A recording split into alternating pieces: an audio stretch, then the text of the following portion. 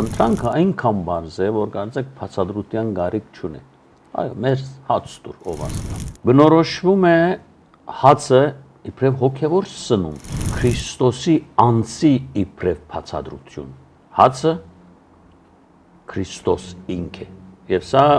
բացատրության իսկապես կարիք չունի, հետևաբար ես եմ կյանքի հացը, ով որ իմ կյանքի հացից ուտի, դա հավիտենական կյանք պիտի ունենա։ Մեսիայի քալստյան օրը մեծ ճաշկերույթ պետք է լիներ, որուն մասնակցեին բոլոր արդարները։ Սա ընկալում էր երկնքի արքայությունը այն միջավայրներ, որտեղ ջաշ էր դրվելու։ Մեր ցուցակները Աստծուն ներկայացված այնքան շատ են, որ մենք էականները մոռանում ենք եւ երկրորդականների, երրորդականների մասին ենք մտածում։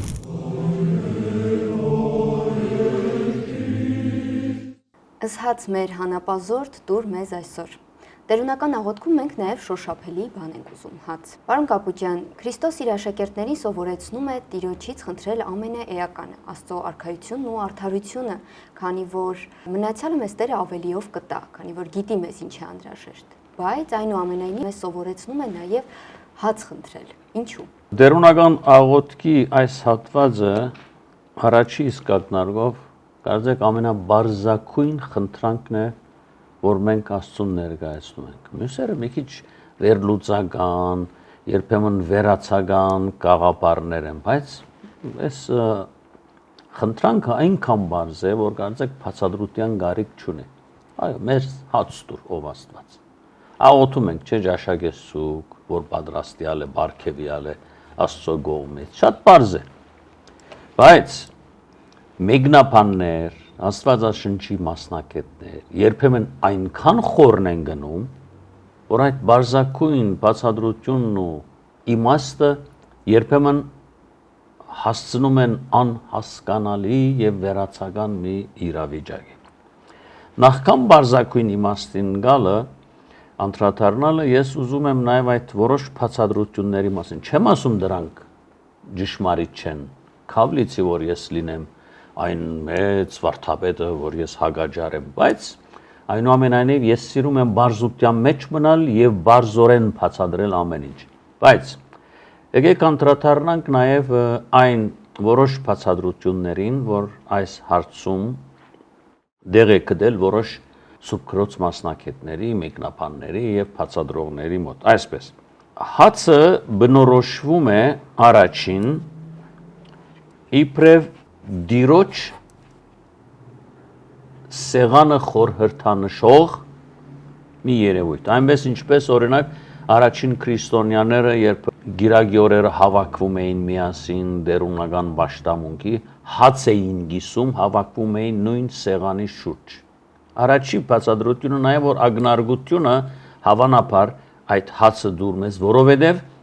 այդ ճաշի կամ հացկերույթի ժամանակ անպայմանորեն արդասանվում էր տերունական աղոթքը։ Առաջի շրջանում շատ քիչ աղոթներ ունենք մենք, որ հասել են մեզ քրիստոնեական առաջի դարի ժամանակահատված։ Տերունական աղոթքը, Սուրբ Աստվածը դրանցից ամենահիմնական աղոթներն են, որոնք նաև երգեցողությամբ էին արտահայտվում։ Հետևաբար առաջինը Տիրոջ սեղանի կամ Տիրոջ ընթրիքը խորհրդանշող բացատրություն էր։ Երկրորդ բնորոշվում է հացը իբրև հոգևոր սնունդ։ Ոմանք ասում են մենք պետք չէ նկատի ունենանք այնպես ինչպես քո գեղեցիկ հարցադրման մեջ արդեն նշեցիր, եթե մենք ինչպես ավետարանն է Քրիստոսի քարոզչությամբ ասում, նախ խնդրեցեք երկնքի արքայություն ամենաէականը մնացյալ ավելիով ցեզ կտրվի։ Անհրաժեշտ է այստեղ մտածել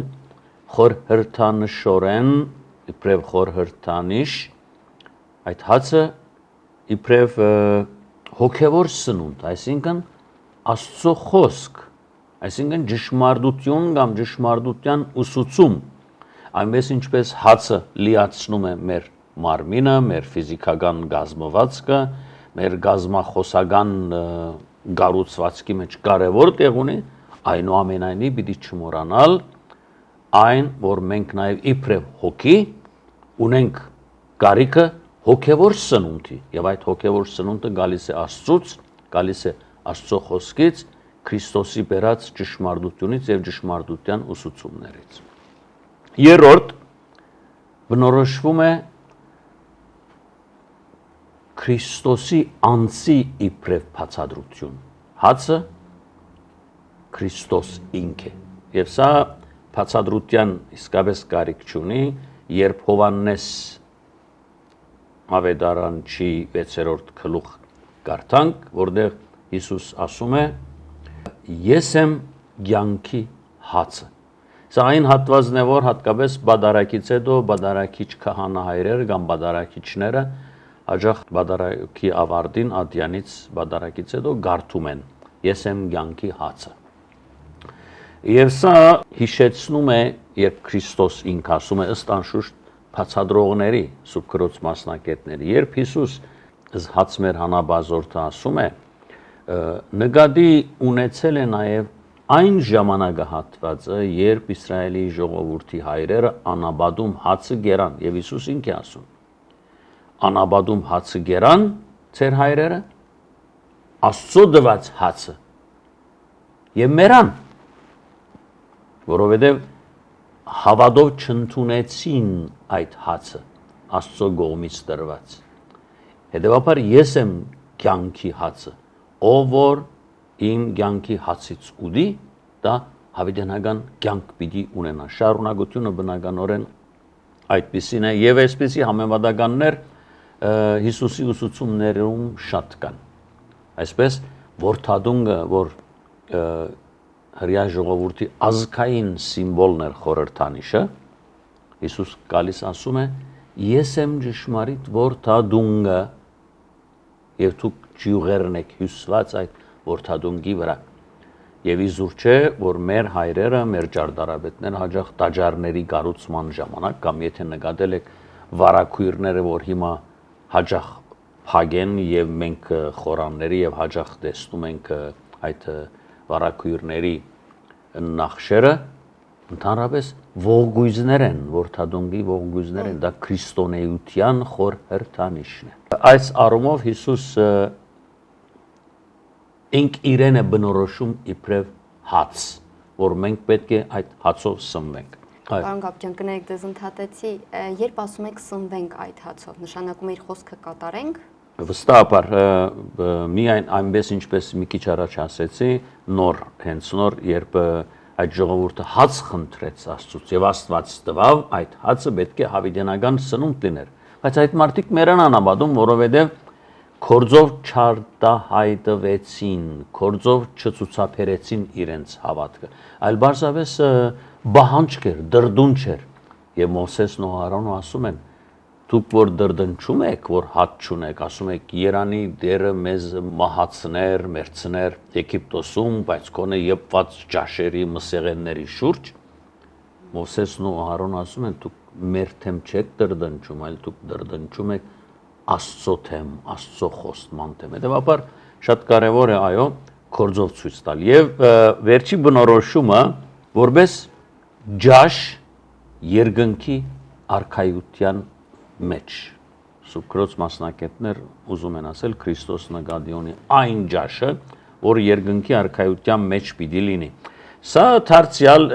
հիմա կանտրադառնամ անշուշտ Հիսուսի բատմած մեծ խնջույքի Ղուկասի մեջ նաև Մատթեոսի մեջ էլ կա մի փոքրիկ տարբերակ,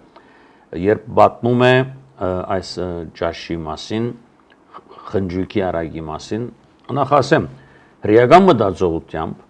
Մեսիայի քալստյան օրը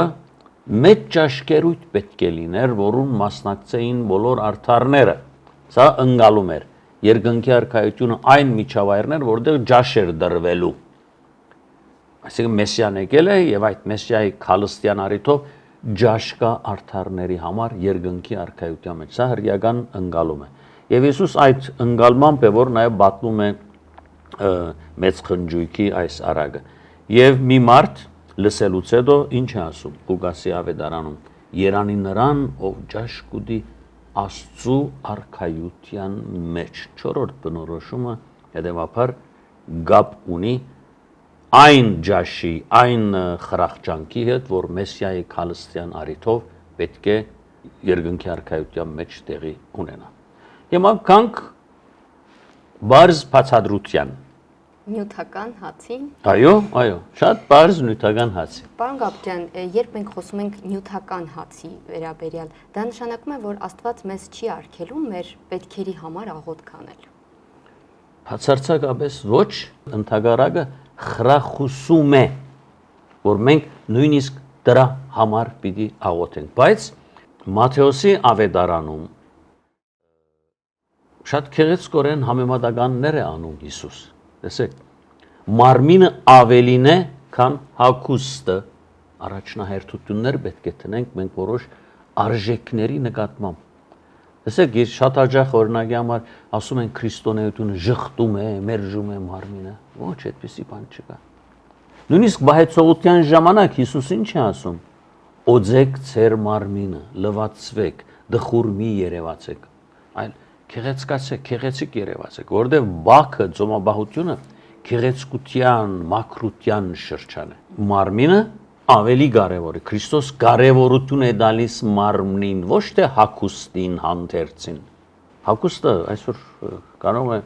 նույնիսկ եթե մոդայիկ բառով խոսենք, ժամանակը անցավ, նոր շորեր պիտի առնենք։ Փոխվում է։ Մարմինը չի փոխվում։ Իսկ շորը չէ որ մարմինը քեղեցկացնում, այլ քեղեցիկ մարմինն է, որ երբեմն քեղեցիկ արտացոլանքի է վերածում հանդերձը այդ մարմնին։ Հետևաբար կարևոր է մարմինը, որովհետև այս մարմինը գալիս է իբրև բարգև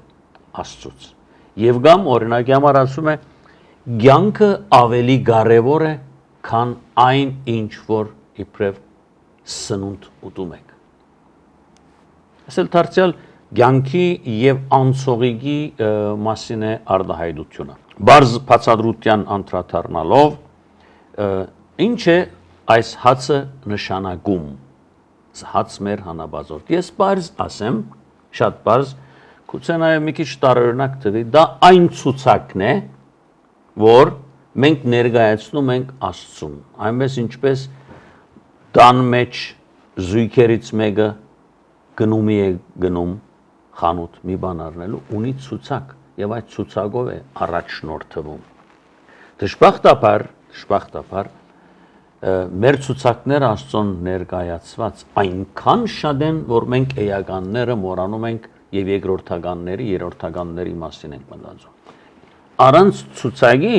չես կարող շատ բան անել, որտեղ պիտի մոռանաս։ Ցուցակը կարևոր է։ Այս առումով այդ բարձ բացատրությունից ելնելով ես կարող եմ ասել, որ ինչ է սա նշանակում։ Նշանակում է առաջին, Աստված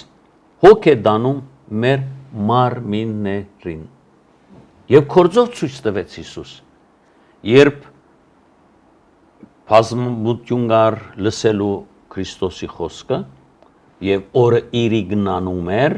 երեկո էր դարձել արդեն, աշակերտները ասին արձակիր այս ժողովրդին։ Սոված են առավոտվանից այստեղ են,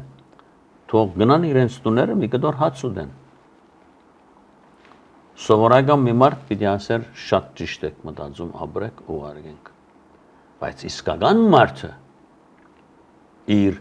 գտասրդությունը գործի է վերածում։ Եթե այդքան մտահոգ եք, դուք տվեք այդ մարդկանց հացը։ Աշակերտներն ասում են ո՞նց տանք մենք այդ հացը։ Բոլորս էլ գիտենք 5000-ի եւ 4000-ի գերակրման հարցը։ Եվ Հիսուս ինք դալիս է այդ հացը ժողովրդին։ Հետևաբար Հիսուս հոգածու է նաև ոչ թե միայն մեր հոգու մտքի առողջությամբ, նաև մեր մարմնի, ֆիզիկական մարմնի դոգունությամբ։ Շատ հետաքրքիր է այստեղ նաև Հիսուս սովորեցնում է աղոթել քալիք օրվա հացի համար։ Այսինքն այն օրը, որ մեր առաջ բացվում է։ Հաց մեր հանաբազորդ, մեր ամենօրյա օրը ստորե զարգացող մեր օրվա հաց, այսօրվա հացի մասին է։ Սա դարձյալ ելից քրքի մի հատված է մեր աչքի առաջ բացվում, մեր մտքի առաջ մանանայի պատկերը, երբ դարձյալ դրդնչացին Ահարոնին եւ Մովսեսին, որ սոված են եւ այլն, Աստված տվեց հաց, բայց պատվեր տվեց այս օրվա համար հավաքեք միայն այն, ինչ որ բավարարեց ձեզ։ Վաղվա համար մի հավաքեք, ես վաղը նորից կդամ ձեզ, բայց այսօրվա համար հավաքեք։ Շատ կարևոր իմաստություն կա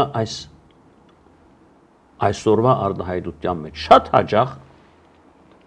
մենք այնքան ենք մտածում աբակայի մասին, ես չեմ ասում չմտածենք, ամեն բանական մարդ պիտի մտածի աբակայի մասին, բայց այնքան ենք մենք այսօր մտածում վաղվա մասին, որ մենք այսօրը ներկան մոռանում ենք։ Այսօրվա իբրև ներկա արժեքը մոռանում ենք, թե ինչ ենք անելու, ներկան մեզ դրվել է, որովհետեւ մենք այսօր կորձ անենք, բայց մենք այնքան ենք մտածում հերվի մասին, աբակայի մասին, եւ մենք չգիտենք վաղը ինչ է լինելու։ Մենք այսօրը իբրև արժեք մոռանում ենք եւ մտածում ենք այո, վաղն էլ արժեք է, աբական էլ արժեք է, այնպես ինչպես անցյալը արժեք է, ժամանակահատվածի բոլոր հանգրվաններն էլ արժեք են, բայց մենք ոչ անցյալում ենք ապրել, ոչ էլ աբակայում ենք ապրում, մենք հիմա ենք ապրում եւ մեր գործերով հիմա ներգան պետք է արժևորենք, որտեղ առանց ներգայի այն գամուրջն է, որ մենք գնում ենք թեպի աբակա։ Պարոն Գաբուջյան, երբ Աստծուց հաց ենք խնդրում, արդյոք այսպես մարդու գործը, ջանքը կարծես նսեմացվի, որ ինքը գործ չանի, խնդրի հաց եւ այդ հացը կլինի։ Մի այլ գետով դարձյալ շատ կարճ ռոբեներ հետո կանտրատարամ նաև այս հարցին, որովհետև անպայմանորեն նկատի ունեմ ես այդ հարցը։ Երրորդ, ինչ է նշանակում այս մեր ամենօրյա հացը։ Աստծուն մենք պիտի հատուկ դեղ տանք, որովհետև ամեն կենդանի աջող զարգացող բան գալիս է Աստծուց։ Աստված է տալիս զարգացող այն սերմը, քաղտնիքը, խորհուրդը, որ մեր կյանքում մենք ստանում ենք։ Հետևաբար մեր սնունդը նաև ուղղագիորեն կապված է Աստծուն։ Հավասիկ հիմա չորրորդ կետին անդրադառնալով կարող եմ ասել, մենք պիտի նկատի ունենանք, թե այս խնդրանքով, այս աղոթքը ինչպես է գործում մեր կյանքի մեջ։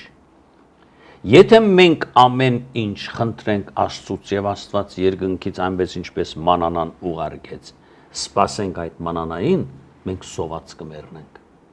Եվ մենք այս կյանքից կհեռանանք առանց ոչ մի բան անելու։ Այստեղ շատ կարևոր է համագործակցությունը Աստծու եւ մարդու միջեւ։ Աստծու դվածը Աստված դվել է մարդու մի բան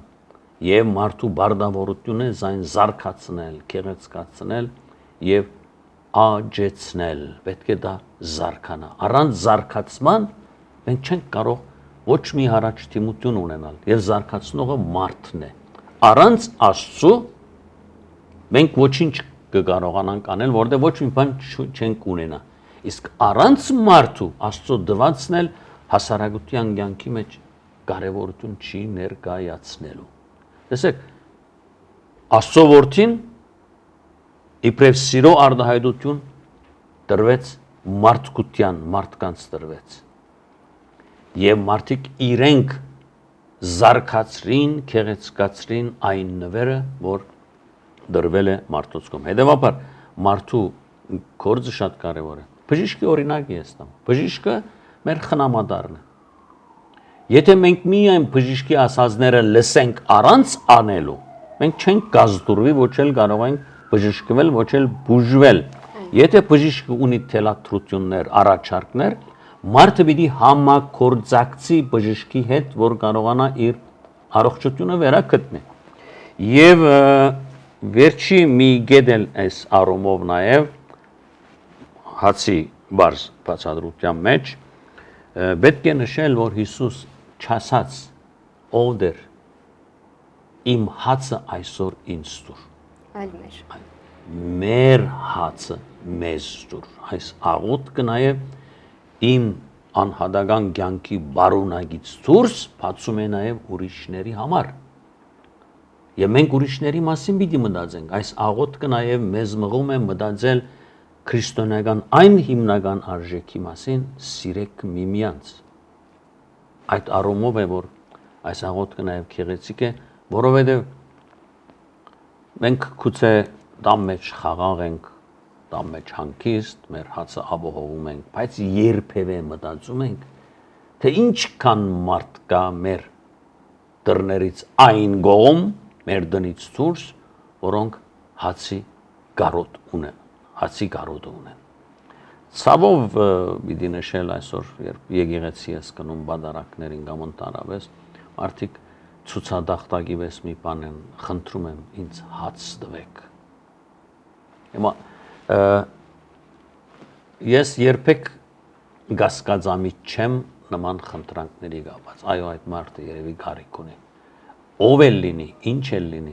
այդ մարդը ունի նաև որոշ արժանապատվություն, որ եթե կարիք չունենար, պիտի չկանգներ այնտեղ այդ հասարակության դիմաց։ Սա անշուշտ այս աղոթքը մեզ սովորեցնում է չհասնել այն վիճակին, որ մեր դիմաց մենք գտնենք հաց խնդրողներ, այլ այս աղոթքով մենք պիտի անենք այնպիսի գործեր,